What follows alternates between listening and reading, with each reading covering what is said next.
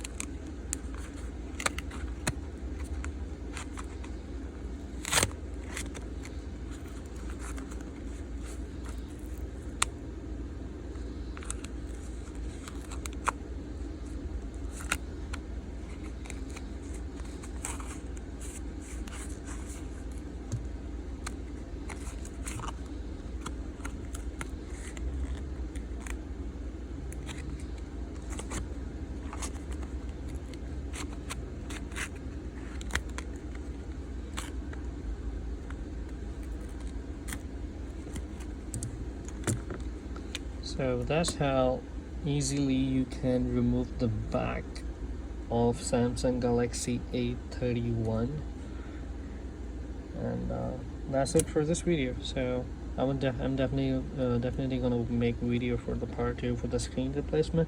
Don't forget to subscribe my channel, and ring the bell icon so you will get the notification whenever I'm gonna post the video. Thank you and have a great day.